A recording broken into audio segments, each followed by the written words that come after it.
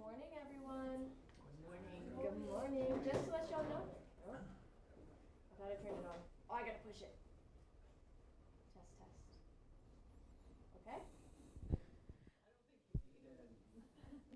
Okay. This doesn't have any amplification. It's just for our recording. So this will be put on the YouTube and website come next week, so you can share it widely. But this doesn't amplify my voice, so I'll try to speak up for those of you in the back. Thank you for making it out on this very busy morning. I know there's a lot going on this weekend, so thanks for giving me some of your time this morning. My name is Hannah. I'm the Outreach Engagement Manager. I see a lot of familiar faces. As well, I have some information to share with y'all. Since I do see some familiar faces, this is probably some things you've already seen in our e-news in nature.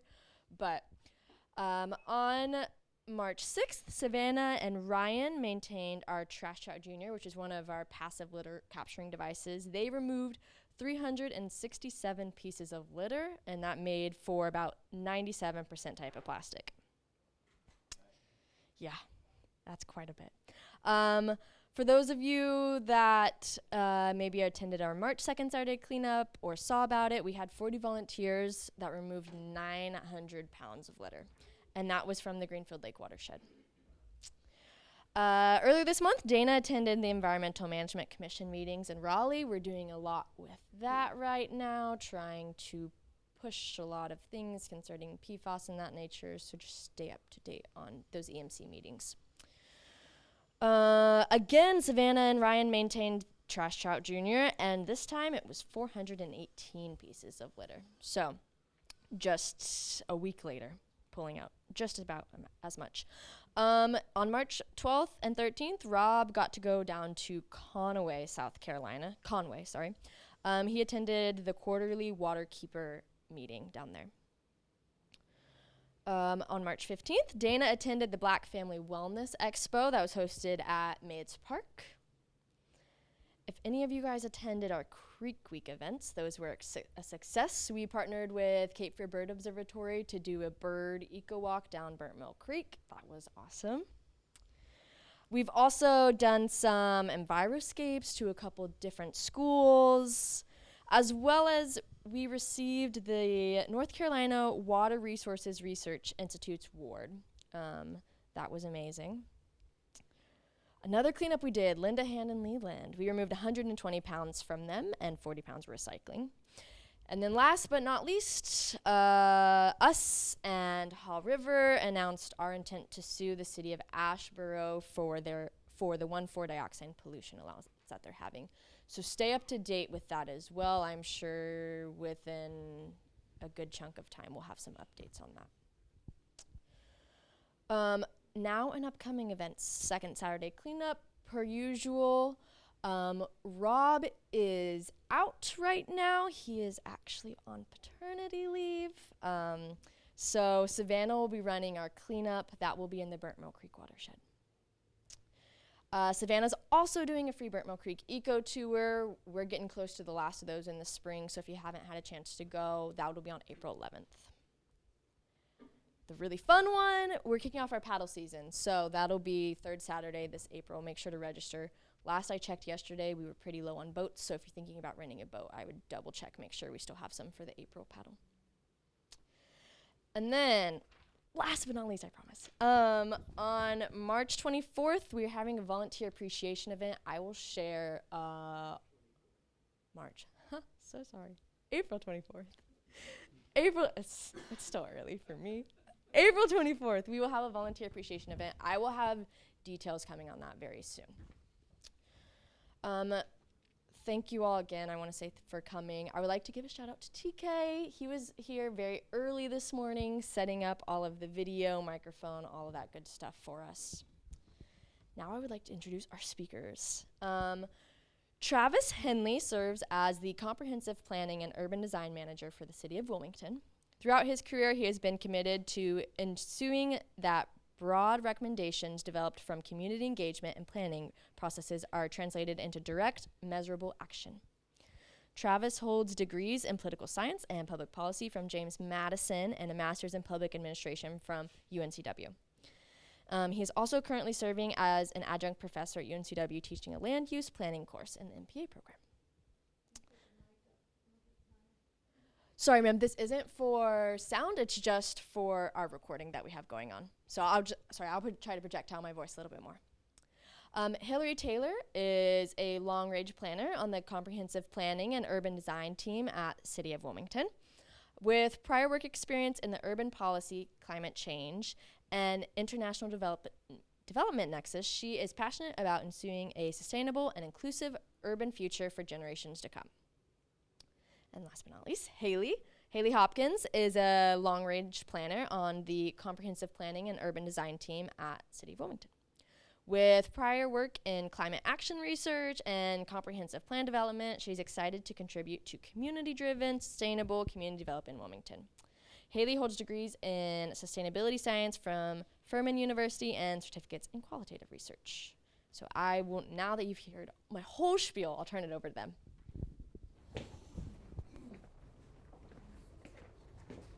Good morning. Good morning. See, I thought I was going to have to do the, okay, come on, but you good job, guys. Is there something else happening today that other people went to? I don't know. So thank you all for coming bright and early on a beautiful Saturday morning to talk about comprehensive planning and land use planning in general. Great topic. We're excited to be here. Just to kind of level set here before we get started, how many in the room live inside the Wilmington city limits? Okay, anyone from New Hanover outside the city limits? Any Pender, Brunswick? Okay. For those of you outside the city of Wilmington, some of these items will affect you. There are also professionals in those localities doing the same work that we are. So if you are not aware of who those people are and want contacts with them, let us know. We can get you in touch with them. So as a reminder, the blue is the city of Wilmington. Those are our city limits. That is the area that we are charged with managing the long-range planning for the future of the city. The city of Wilmington handles all land use planning aspects, development review, zoning, code enforcement, so on and so forth. But the New Hanover County handles all building permits and building inspections, whether you're in the city or in the county. And they also handle some of the building inspections for the beach towns as well. We also are tasked with providing essential services. Of course, the city has our own street network that's different from the county, which does not, nor does any other county in North Carolina. And then, of course, engineering, police, fire, all of that good stuff. With that, just to make sure that we're all on the same page, I'm going to turn it over to Hillary, and she's going to talk about our comprehensive plan. All right. Okay, so first of all, I'm going to explain a little bit about what comprehensive planning is. So the three of us are with the city's comprehensive planning and urban design team.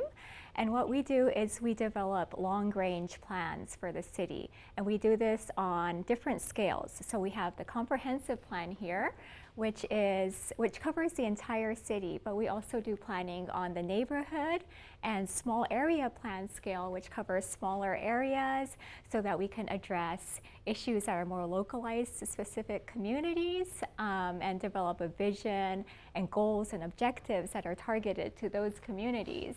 So first of all, the comprehensive plan. So like I said, this is a city-wide plan, and it sets the general direction for future growth and development across the city. It covers various topics like land use, transportation, environment, which I wanted to put first, but I put it in the middle, housing, community services like police and fire, for example, trash and recycling, and economic development.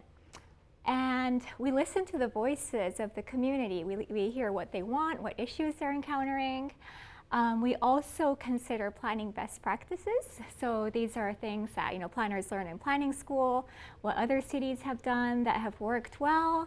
and various stakeholders like the business community, Cape Fear River Watch, other organizations, the technical expert inputs, and we also look at data.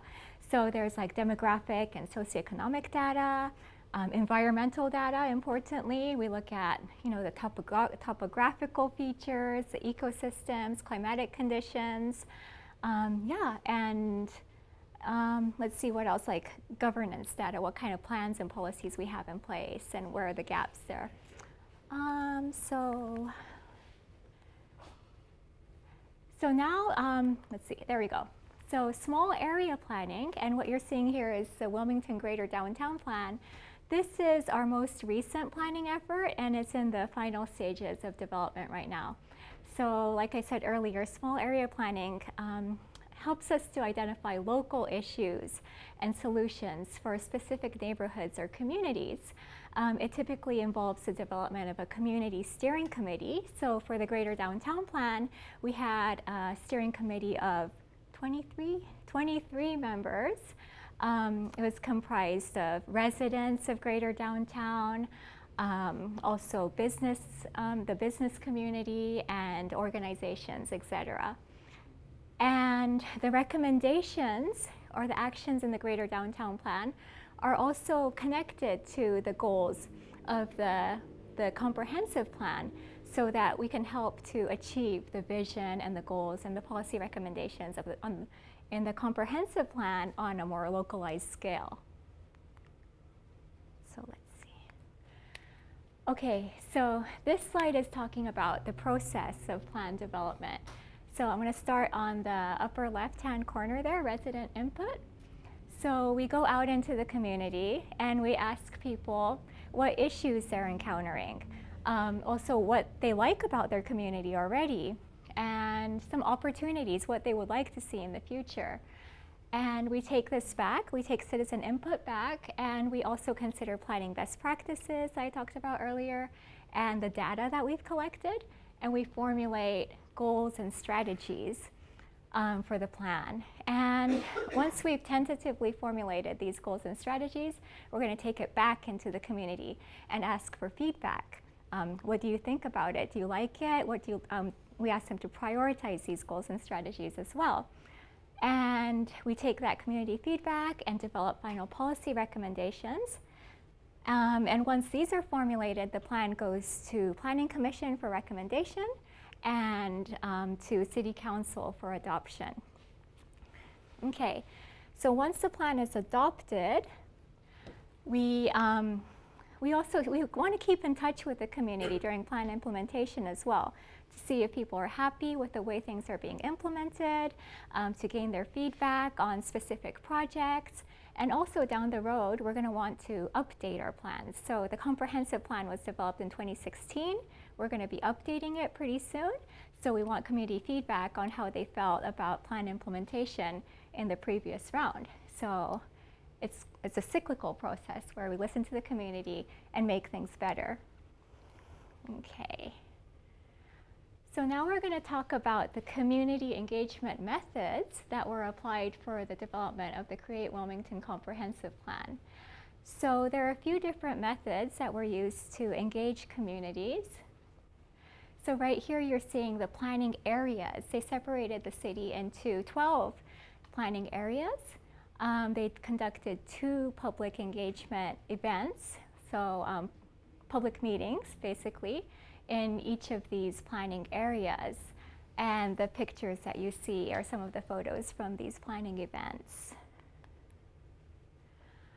They also engaged the business and community leaders through a roundtable.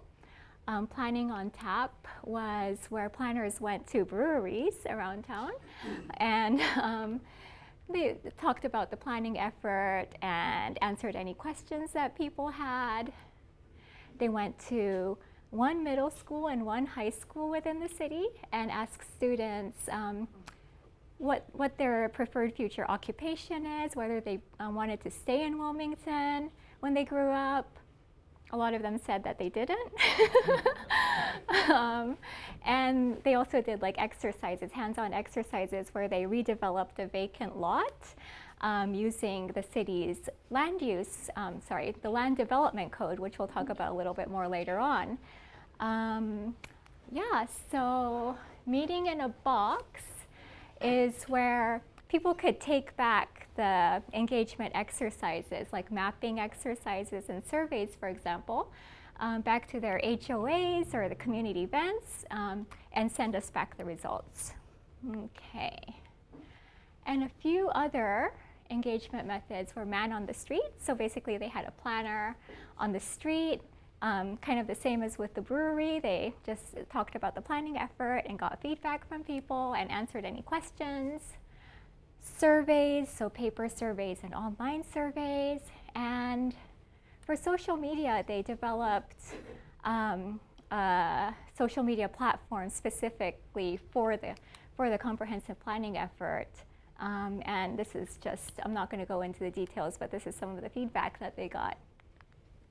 All right, so this is a very simplified summary of some of the input that we got from residents. So people said that they want more traffic calming within neighborhoods. They want more sidewalks, crosswalks, pedestrian bridges, bike lanes and trails. They wanted some streetscape improvements, increased placemaking efforts and sense of community, and increased access to public water. And if you can see here, I just kind of grouped it into like little categories like transportation, community character, recreational opportunities. But there's also some cross-cutting topics, right? So streetscape improvements can also tie into community character. Increased access to public water is also a part of community character. So it's not like they're clear-cut topics, but you can see how I kind of grouped them here. And then, so from grouping citizen input in that way, they came up with 7 different themes, 7 plan themes. So the first one is creating a place for everyone. So this talks about creating ample recreational opportunities for people of different ages, different household compositions, so for families and youth and seniors. Getting around is about transportation. So it's talking about providing alternatives to personal vehicle transportation. So bike lanes, sidewalks, greenways, and what else? Public transportation, of course. Regional collaboration is about working with the greater New Hanover County, which Travis talked about, and Pender and Brunswick counties. Because, well, for example, we're facing a housing crisis, right? So there are a lot of jobs in the city of Wilmington, and a lot of people live out in the county. So how do we collaborate and ensure that we provide housing for everybody? Changing places and revitalized spaces. So this is talking about land use.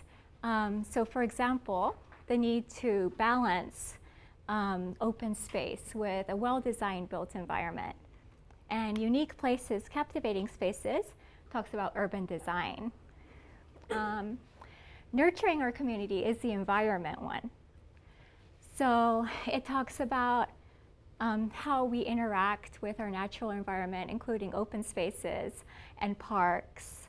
And it also addresses issues like solid waste management, water quality, and even local agriculture, which I think is really cool. And yeah, so opportunity and prosperity is talking about the overall economic development. Okay, so I'm gonna pass it back to Travis for the next part. Here we Awesome. go. Mm-hmm. Thank you, Hillary. Before I dig into this, I should be honest with everyone in the room and say that all of these projects that we're talking about for right now happened before any of the 3 of us worked for the city of Wilmington.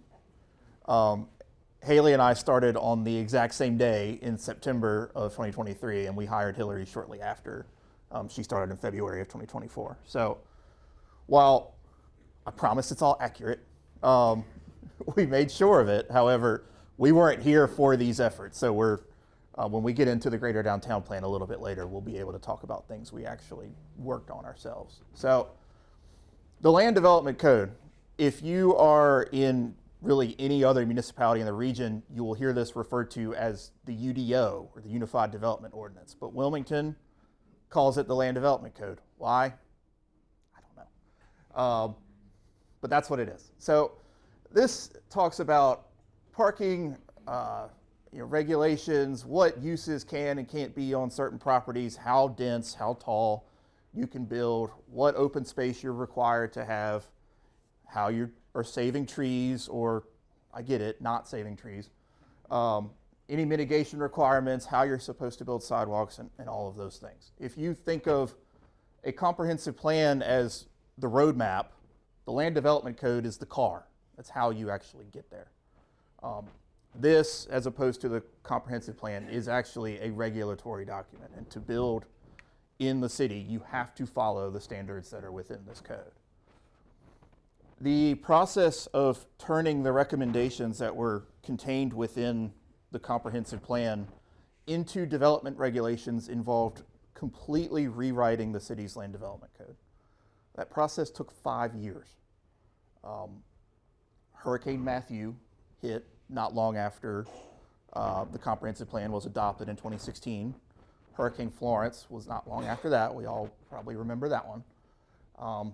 And then eventually even COVID-19 started impacting how quickly this was able to happen. But also, it's about 700 pages worth of code. And it was all internal staff working on it. We didn't hire a consultant, except at the very beginning, and there's a whole story there, which we can get into later. But what they did was completely rewrite the land development code and take the recommendations that were within the comprehensive plan and turn it into action that folks have to follow. So anything that's proposed to be built in this city following December 1st, 2021 is subject to this new code. I bring that up because the vast majority of major projects that are happening in the city right now were proposed prior to that date. So if you're thinking about Centerpoint, the Avenue over there on Military Cutoff, River Place here downtown, a lot of the other major projects, that all was submitted under the old code. It's not that the old code is bad, but the bones of it were from the 1970s. Just, we know that things aren't as good as they could be. We're still not seeing yet the full impact of this document. It just hasn't, there hasn't been enough time yet for it to really make an impact. So the other really direct way in which this plan gets implemented is the policy analysis process for rezonings. I'm sure many of you have either attended city council meetings or planning commission meetings, or at least read the Port City Daily or Star News articles about some of these rezonings. What we do as part of the process when somebody submits a rezoning application to us, they're changing the zoning designation of their property from commercial to residential, or residential to commercial, or so on and so forth, is that we take their application and review it against every policy that's within the comprehensive plan. We've got a whole long spreadsheet. If I really wanted to put y'all to sleep, I'd show it to you. It's over 600 rows. And we go through every single one and say, does this meet the policy or does it not meet the policy? Now, I will say the vast majority of them end up being irrelevant to the case because it's talking about, infrastructure projects that city engineering or CFPUA or folks like that should be working on. But we still go through them to make sure. And it ends up being shown in the case summary or the staff report that you see on any agenda, looking just like this. This is just a snip. I forget which rezoning this one's from, but this is just a snippet from the case summary, and it shows you what policies the proposal is consistent with and which ones it's not with. In this case, we were not able to find any policies that did not support this rezoning. A lot of rezonings that we see are very small, 1 or 2 acres here and there. Whereas if you go somewhere like New Hanover or Brunswick County or Pender County, the rezonings that they're looking at are often much larger. There's a lot more land that hasn't been developed yet. Then finally, there we go. our growth strategies maps. We have 5 growth strategies maps, and then this composite one, which is very daunting to look at. And if you're interested in this, I encourage you really not to look at this one until you've read the other 5.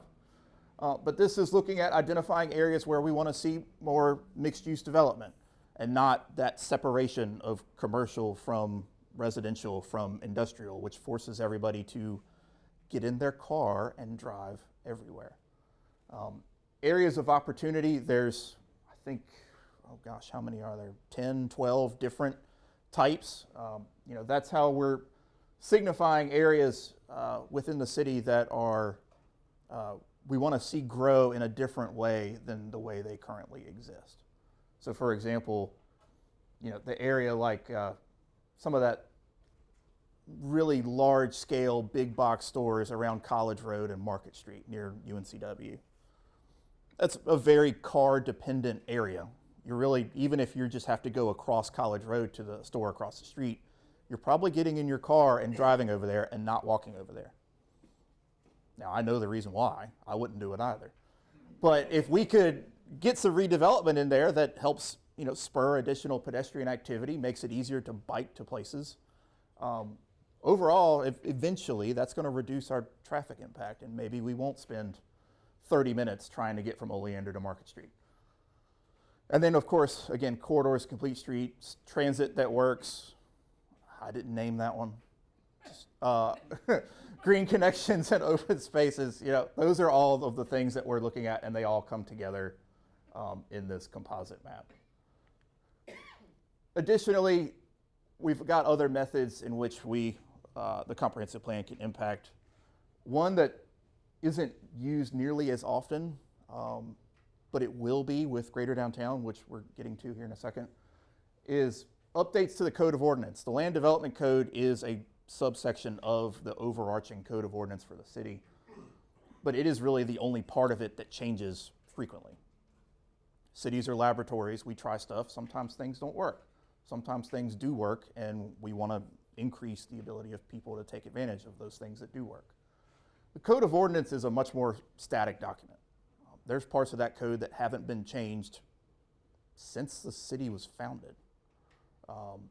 So looking at continued analysis of where we can make changes to benefit the community. Program expansion or program development, say we want to try something new and innovative with how we're managing our tree canopy. Right now it's based on, okay, if you cut down this number of inches of trees, you have to plant this number of inches of trees back. One different way that some communities are taking with tree mitigation is to think of it as a canopy, as a percentage. And it's based on what species of trees you plant, that will tell you how much canopy on average will be generated from those trees. If it seems like I'm struggling to explain it, it's because it's a very nuanced, specialized way of doing things, and I am very unqualified to do that. So, but there's arborists, there's landscape architects that go to school for that kind of thing. If we wanted to switch to a program like that, we can, but we would need to develop a program on how to do that and train folks to do that. Of course, we're always looking at funding opportunities, funding challenges. We want to be responsive, but we also don't want to raise your taxes unless we have to. And even if we have to, we try not to. So what other funding opportunities exist out there? Are there grants? Are there things like the endowment that we can go after to try to lessen the impact to the taxpayer? And then finally, capital improvement projects. And this is one that's just an example. This one's near and dear to my heart, mostly because I live on 5th Street and I cannot wait for this project to be completed. But, and I know it's taken a while. For those of you that are unfamiliar, 5th Avenue is currently 4 lanes, 2 lanes in each direction with street parking on each side. When the project that they're working on is completed, it will be 1 lane in each direction, then a bike lane, and then parking. And that will run from Market Street all the way down to the front door of Greenfield Lake. To me, that becomes an extension of the loop around Greenfield Lake, and now you can get from Market Street straight down around the lake and back on a bike lane instead of just, playing in traffic on Fifth Avenue, which the speed limit's 25, by the way. I don't know if anybody knows. So, this project involved a lot of coordination. It also is giving CFPUA the opportunity to replace water and sewer lines that are over 100 years old. So that's what's happening right now, and that's why the road's all torn up. It's also, you've got sidewalk repairs that are happening, increasing ADA compliance, stormwater improvements. To me, I think a better traffic flow, and I'm not going to bring up the impacts of the bridge. Just going to put that over there for right now. But it also gives us the ability to then leverage that project to do other bike ped improvements in other places in greater downtown. So if we've got Fifth Avenue taken care of, we know the other primary east-west streets that connect into it. Dawson and Wooster's streetscape project is about to start. Castle Street seems like a great opportunity. Greenfield Street seems like a great opportunity. We know from the community, if you remember from that public input slide, that bike ped facilities in the bar graph, bike ped was way over here, and all the other ones were way less popular. We hear you. We're working on it, I promise. The final thing that comprehensive plans do is they tee up small area plans. And so this has been the project that Haley and Hillary and myself have been working on since we all started. This idea of greater downtown, it is exactly the same boundary as the city limits of Wilmington as they existed in 1945. So this is, say, 21st Street right here on Market Street. If you lived any further east than 21st Street in 1945, you were not in the city of Wilmington. It tells you how far the city limits have grown since then. This area is treated differently from a zoning perspective. It's really the only part of the city where we have a true urban street grid. There's pockets of grid in other places, but this is the only cohesive part. And it's been subject to 3 different small area plans since 2009. We had a North Side plan adopted in 2003, Wilmington Vision 2020, which the name of it makes it difficult to talk about what year it was adopted, but it was adopted in 2004. And the South Side Small Area Plan, which was adopted in 2009. And they all covered different pieces of greater downtown, and they didn't necessarily line up with each other. There's some just single blocks that were left out. There's pretty much all of the historic residential area south of Market Street was not within any of them. Delgado, Carolina Place, Carolina Heights wasn't included in any of them. And they didn't talk to each other, right? So if our zoning regulations treat the entire area differently, why not put it all under one plan? So say all that, there's 18 neighborhoods within greater downtown. Typically, a neighborhood plan would be for one of them. So 18 is a little tricky. But this has been our overarching process. Right now, we are at creating a roadmap. We're in the drafting phase. It's a lot of writing. It is a lot of trying to make it understandable to someone who isn't the 3 of us, because planners talk like planners.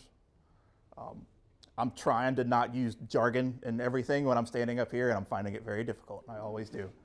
The students in my class look at me like deer in the headlights often, and I feel very bad for them, and I'm gracious that they bear with me here. But we will be presenting the draft, hopefully, over the summer,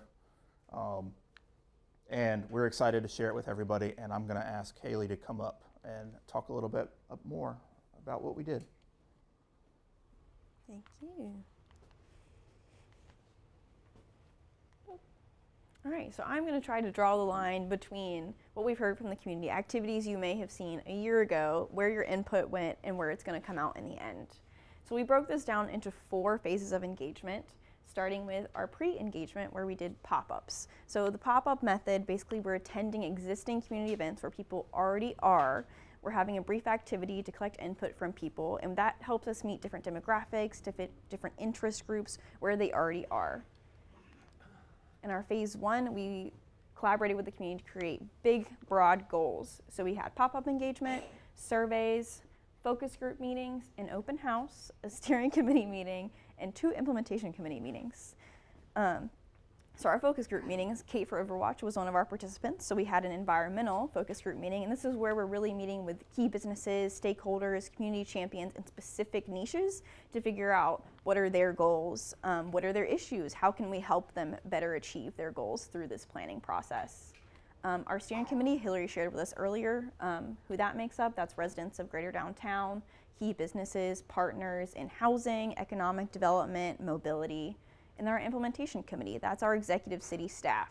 So how do they keep us grounded and make sure our actions are actionable and can be completed within a reasonable time frame? Then we moved on to phase 2. So we took the goals from phase 1 and we made strategies for them to achieve them for phase 2. And we came back to the community and we said, did we get it right?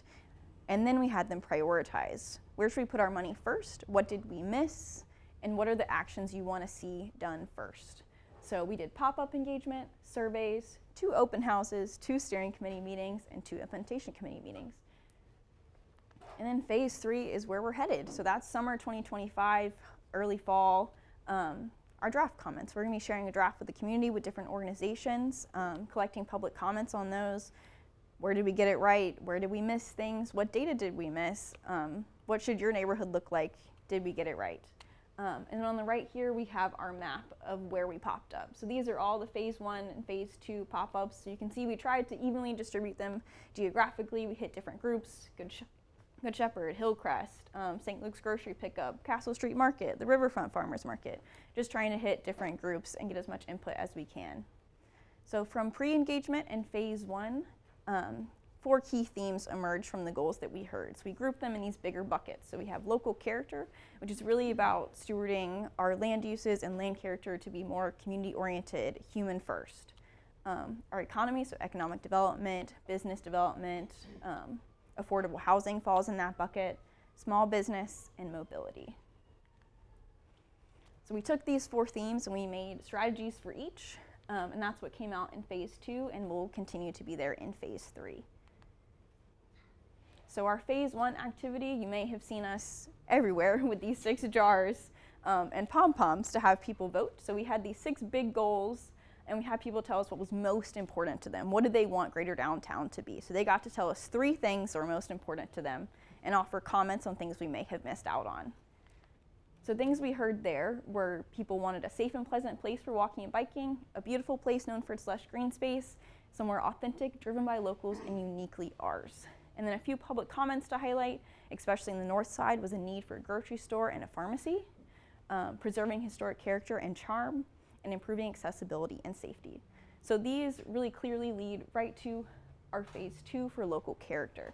So for phase 2, we had this board with us. So you could see in each strategy, you had options for which one was most important for you. So you selected one in each of our 4 themes. For local character, that included creating more green space and planting more trees, creating neighborhoods where residents can meet their daily needs, building in harmony with historic scale and character, and creating a safe and public place. So where most of our votes went, and this is true across the board, is creating more green space and planting more trees, which is probably no surprise to any of you. So now what does that mean? So now we create specific actions under each strategy. So how are we going to achieve it? This is our true roadmap for staff work plans, for where city council puts their money. This is exactly where we're headed. So if we're creating green space and planting more trees, that may look like incentives for green infrastructure. So that's our land development code. How can we build in ways that developers will want to put in stormwater infrastructure that's green and natural, have green space set aside with trees and rain gardens? How can we build in things like tax abatements or waiving fees so that they'll do these things?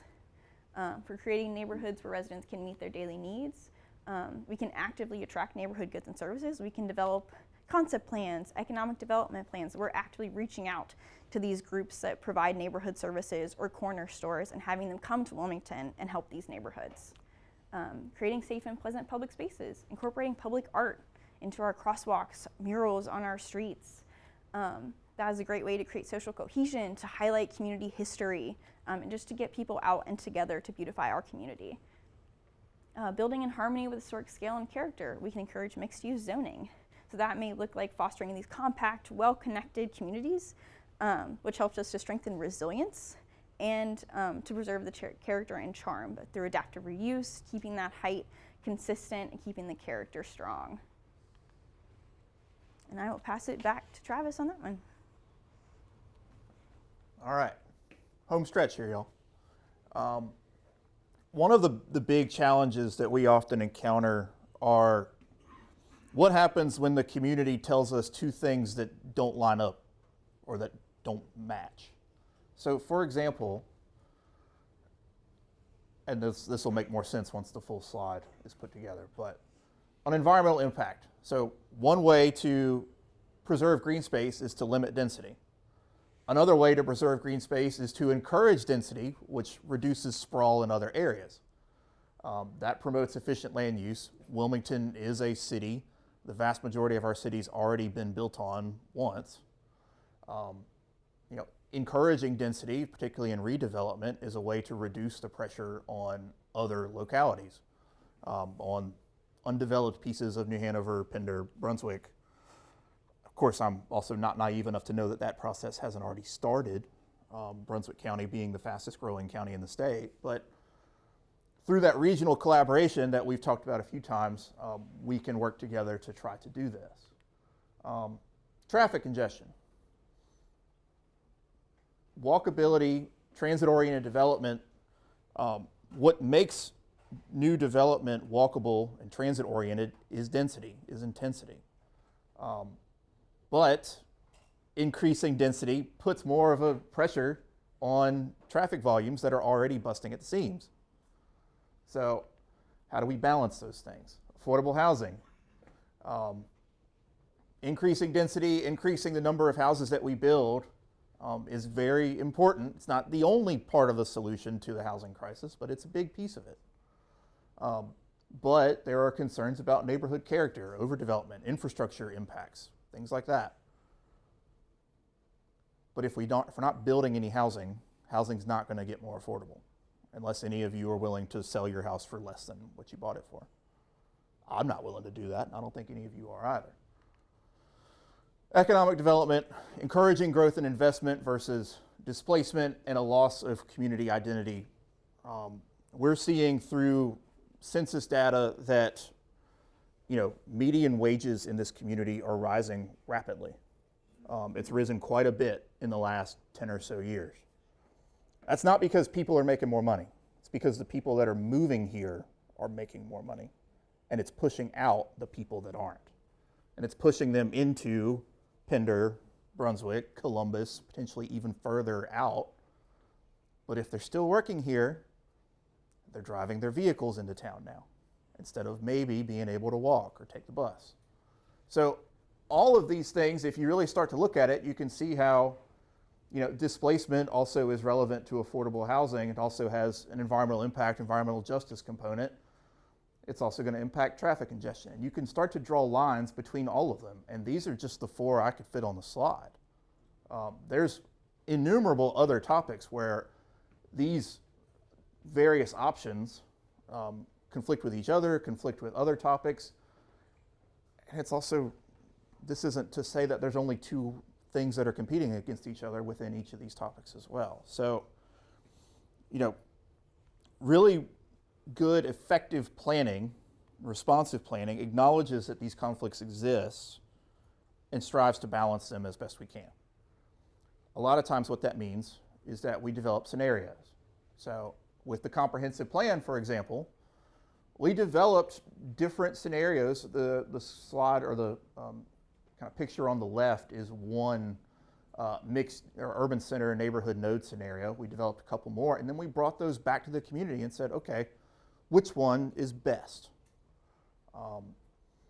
And what often happens when we do that is that what is quality city planning from a textbook perspective and what the community wants becomes much more intertwined.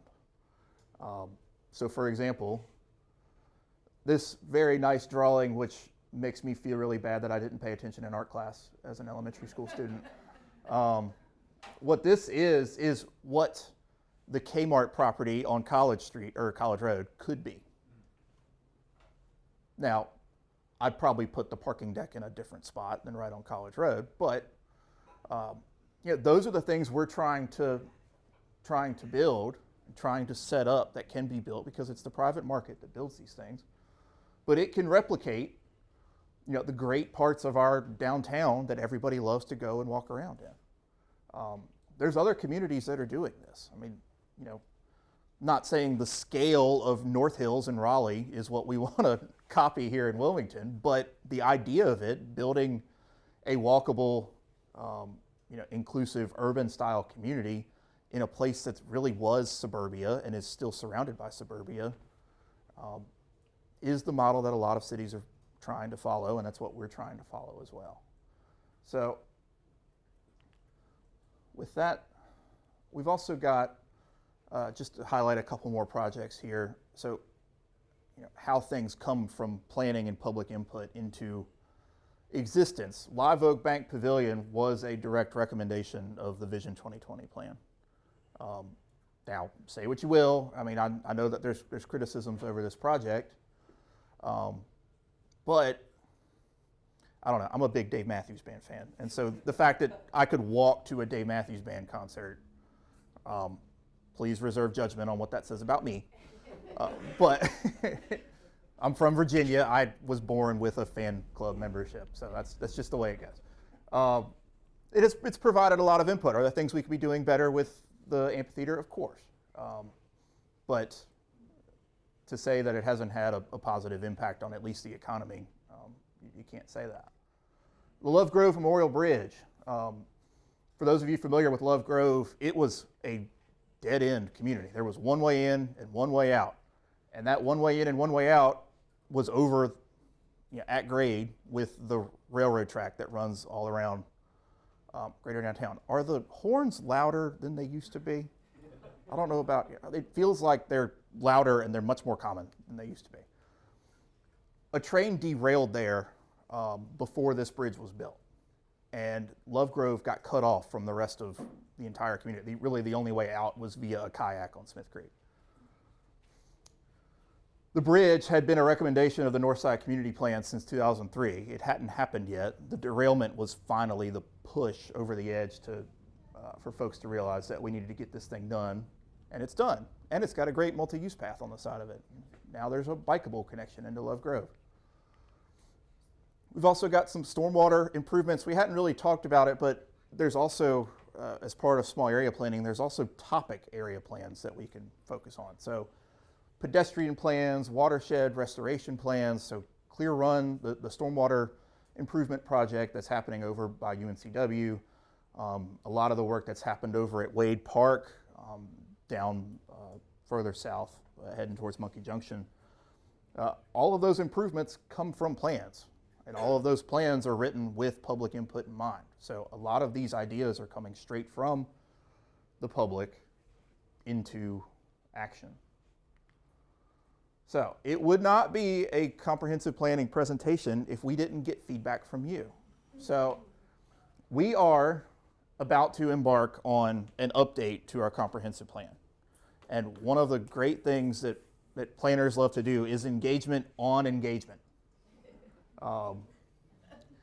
We're nerds, y'all. I'm sorry. But so one of the things we'd like to hear from you is we've talked about some of the methods we used for Greater Downtown and for the comp plan. What's missing? Are there anything you've seen in the past where folks are trying to get your feedback on things that you'd like us to see incorporated into our future efforts? Yes, sir. We did fill out the survey. Yeah. I thought it was pretty good as far as enabling us to feedback. What I kind of like the end game of the whole thing is that what is the limit of people that can move into this area? Well, it's like, we loved the place when we came here, it's like 20 years ago, we came here. And, the character, the whole area was, very appealing. But as time goes on, what's the limit of people you get there before you've lost that quality of life? You guys look at that? What's the max? And tying in mass transit. Somebody can go out and come in on a rail system or something that says high speed, and then back and forth through some of those areas with an easily accessible transit system. Well, I think that to answer the tipping point question, and we'll come back to that question kind of at the end when we get to a Q&A, but the tipping point question is probably in the eye of the beholder, and to each individual person, the answer is likely different. To your point about where we've lost the character of the community, I mean, I'll be honest, I'm a transplant too. I moved here for grad school in 2016 with the purpose of trying to get stuck here, and it worked. I'm very glad that it worked, but now I'm one more person putting pressure on the community. I'm one more car on the road. And as much as these two point out, I'm as hypocritical as they come. I could bike a lot more than I do. I could walk a lot more than I do. So I want to come back to that answer when we get, or to that question when we get to the Q&A, but I appreciate you talking about the survey.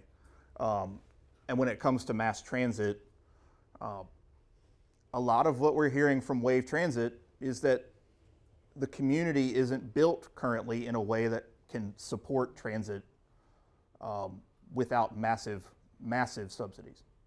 And what I mean by that is, we have a lot of major corridors, but there's very few people that live on those corridors. They all live sprawled out in the residential communities that surround it.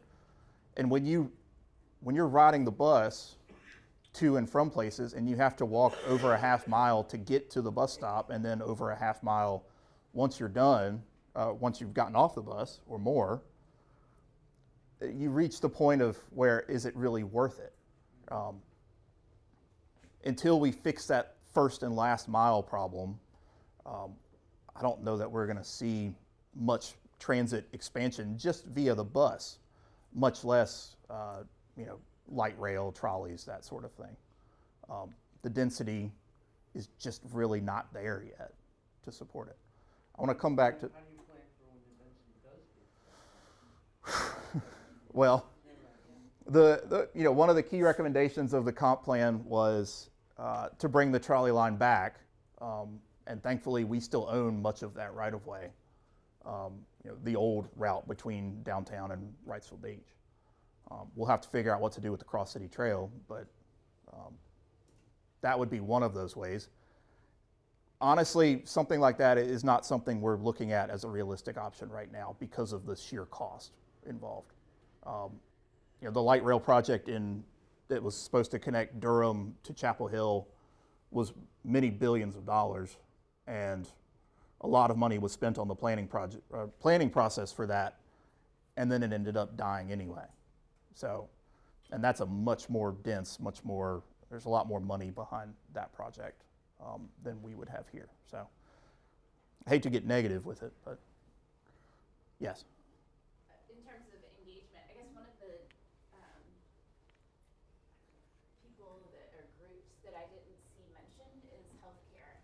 Mm-hmm. So I'm a pediatrician, and I'm not able to practice right now, and I'm an extreme user of healthcare, but we have I just didn't see that pop up of whether you guys engage the hospital and even providers in trying to figure out it's very hard to get to places, and then we have an overflow issue. So that was just the engagement I didn't see. You might have been doing it, I just didn't see it in your. We as a field are not nearly as good at engaging with the health community as we probably should be, which is a real shame given that our whole existence, the whole notion of zoning was originally created for public health in the late 1800s, early 1900s. You know, the tenement houses, slums, and things like that. So. The population growth, we're not keeping up with the population growth. And another thing I saw is we're planting trees, mostly male trees, not female, so we're getting more pollen. If we mix the, that's one thing I was thinking about and reading about, and how to cut the pollen down, because allergy people are having a little struggle with pollen. And spring is beautiful with all the blooms, but people can't get outside and enjoy them because it bothers their allergies. I know it's impacting me, so I'm surprised I'm actually able to speak this morning. But we have some folks involved with the tree commission in the room, so I'm glad you said that. That's something that we can take a look at. We're doing our strategic planning process right now with the tree commission, so that's something we can look at. Yes, ma'am. Are there any dog parks included in this downtown plan? We did include it in one of the actions. Yeah, there it definitely came out. Friendly. Yeah. Family and dog friendly. Yeah. I just noticed, I live at the Met, and, there's a lot of people moving into this downtown area, and a lot of them have dogs, including myself. But everyone's trying to bring out their dogs to these small patches of grass, and there's a lot of talk from people about wanting dog parks. Live Oak is like a dog park when there's not a concert. Yeah. Which is that's not the intended purpose of it. And that makes more work for, I'm sure, the city of Wilmington, who's trying to keep up with the landscaping there, and dogs are tearing it up. Yes, and other ways, yes. It's definitely a recommendation to seek to expand that. It's just a matter of finding the right places, finding the right properties. There's some that are, I can think of a couple off the top of my head that are better served for something like that than others. But we're getting into some more general Q&A, which is just fine. But I want to make sure if anyone has any questions. Yes, sir. How do you like to be engaged? Meaning from your end to us or us to you? From you, like what would make it the easiest way possible for you to provide your voice into planning efforts? Like what do you want to see us do? The surveys are awesome. Yeah. Because you can get a lot of people involved with it. What was your survey return? Let's see. On the first, we did 2 surveys for Greater Downtown. The first one had 1,400 responses. What was the percentage of? Your hit rate? How many did you give out? Oh God. Well, it was online, so we didn't give them out in that way. Well, you still can. Yeah. Okay. All right. And You want to know what your percentage is on a survey, I would think. yeah. Well, and I can say that in terms of like the number of residents of Greater Downtown is right around 6,500 total, not just with surveys, but in terms of the pop-up activities and open houses as well. We had 5,200 participants. Then when it's the engagement part, it's hard to get to some of these. When you announce something, it's like everybody's really busy and waiting in traffic and stuff like that. But we can't get to those locations, and I'm wondering. That's why that type of engagement is harder for us. It is, and honestly, that's why we tried to move away from that specific, like, we're gonna schedule an event and we're gonna ask you to come to us specifically for us. Like, I'm very thankful all of you came to see us this morning. But if this is a Saturday and it's a beautiful day and people want to be out and about. If we're trying to do something during the week, a Thursday evening from 5 to 7, well, if I'm just getting off of work and I got to go get the kids and I got to cook dinner, I don't have time to go talk to the planning department. Like, come on. So that's where that whole idea, notion of meeting people where they are, finding those community events that are already happening. Like, for example, the first event of phase 1 was the Azalea Festival Street Fair last year, a year ago today. Through just those 2 days of the street fair, we talked to over 700 people that may never have known that we were doing something. And it's popping up there, popping up at soup kitchens, popping up at Robert Taylor Homes up on the north side, popping up at Highwire Brewery, did a street fair thing, and so we went to that. Lake Fest down at Greenfield Lake, we've been to that a few times actually at this point. But Earth Day, we were there, which was. We won't be there next week because we don't have a question to ask right now. So what we don't want to do is, what we don't want to do is show up and say, hey, come look at this thing, but there's no input for you to provide, right? Like, Other city staff will be there. yes. Yeah, there's also this thing called planning fatigue. The community can only handle so much long-range planning at one time. And I bring that up to say, you've got opportunities to get involved right now. New NHC Destination 2050, that's New Hanover County Destination 2050. They are updating their comprehensive plan right now. They are at the street fair at Azalea Festival right now. I think right now. Yeah, it should have started. So if you have input on New Hanover County's comprehensive plan, go see them. They're right over there. The City of Wilmington, the strategic plan and the community survey, this is housed out of our budget department. They're over there as well. Go find them. Go talk to them. Again, as we mentioned, Greater Downtown Plan draft, we're anticipating to release that summer, maybe early fall of this year.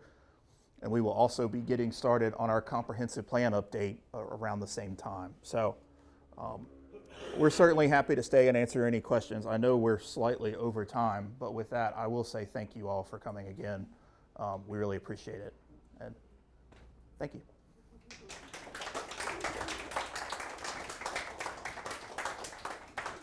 Yes.